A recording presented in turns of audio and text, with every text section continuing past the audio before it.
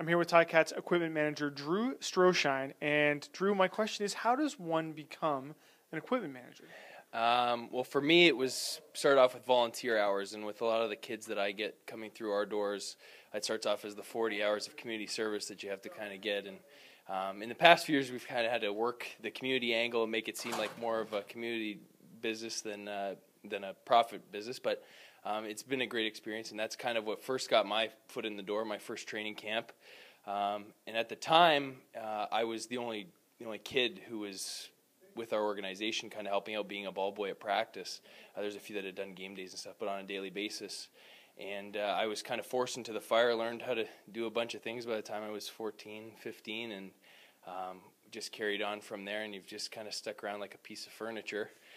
So when I went away to school and came back, I had actually, when I was at Brock University, been the assistant equipment guy at the same time, commuting back and forth, living the double life, but it paid off at the end. As soon as my degree was finished, I was fortunate to kind of step into the role, and here we are today. So, one of the things I've seen you do, which always I found quite strange, is spray painting of shoes. Can you explain to me why you spray paint shoes? Yeah, so basically our contracts with Reebok, for all our footwear, it has to be Reebok.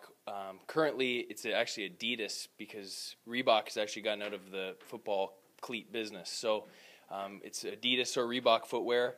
Anything outside of that the logos have to be altered. So most of the guys prefer just to paint the shoe all black, matte black, high gloss white, whatever they want, just to make it look the part, because everything's beauty first. So. What's the, you have to look after all these players. They all have their individual equipment needs and desires and idiosyncratic desires. What's the sort of most difficult thing you've ever had to sort of accommodate from a player's perspective? The big thing for us, helmets are always number one on our list, and making sure that their heads are protected to the best of our abilities and to what they feel is what they want. So Marwan Hage would have been one of the examples where we had a tough time accommodating him, as he had worn something at the University of Colorado that was completely extinct. So we would have to try and track down old shells from U.S. schools, get them reconditioned, repainted to match our colors. We would have alternate uniforms that the helmet would have to change, and that helmet would have to go for paint jobs, quick turnarounds, and accommodating that, but making sure that he felt safe and comfortable in what he was wearing was always a important thing for us. So that was one of the big challenges we had. But they all have their own little, whether it's eye black in their locker with certain initials written on it, or putting bubble gum, like 2 pieces of bubble gum in a guy's locker. It's finding the little things that make them feel more comfortable on game day. They don't have to think about anything; they just do their thing. So, what's the most difficult part of your job? There's the time demands are obviously one of the things. Like, it's not for everyone. It takes up a big part of your life, and I've been fortunate enough to have a support system that at home it's kind of been understood, and they understand the time constraints that it puts on your free time. But having an off season, that's where you can kind of rebuild. I have to rebuild friendships all winter just to get me through the summer sometimes. But that's one of the biggest challenges, and always having the stress of making sure everything's where it needs to be. The challenge of being at McMaster and being at Guelph and not having your own home base right by is making sure that if you forget one helmet or one pair of shoulder pads, or if you need a certain football, or if it starts to rain halfway through practice, that you're covered, and making sure that you've got all your bases looked after. So making sure everybody's happy and comfortable is basically the big thing. But I would say the time constraints and understanding the time that it takes, just like any of these players or our coaching staff or our football operations departments, it is such a big component of your life that it has to be acknowledged in that sense. So. During the season, how often are you working?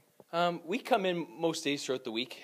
Carly and I it's not as much of a standard schedule. It's not a 9 to 5 banker's hours type of deal, but we're in here most days. We've got guys working out, and especially with this great facility, more guys have stayed local and get their work in here in the offices, which we like. So That's been that's kind of the way we operate in the off season, but it's nothing too overly demanding. It's kind of time to recharge your batteries. And But during the season, it's 7 days a week. yeah, we're here 7 days a week, and I mean, most of the time treatments usually start here pretty early in the morning, and we finish up pretty late at night sometimes. And with game days moving things back from McMaster, it's usually whatever 3-4 o'clock in the morning by the time you're done, and then we'll have rundown or film the following day, the next morning. So, I mean, you can run on some low sleep, but that's just a part of it, and it comes with the territory, and we're all kind of accustomed to it now.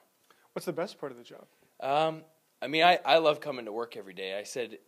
I've always kind of been told, my parents were both steel workers from Hamilton, and they always instilled in me to kind of find your passion and follow it regardless of what it is. So they've been pretty supportive of me in that regard. So I mean, I don't really have a bad day coming to work, regardless if it's on low sleep or what it is. These guys fill you up with quite a bit of energy every day. So the music's playing as soon as you walk in the door. So that's probably the best part.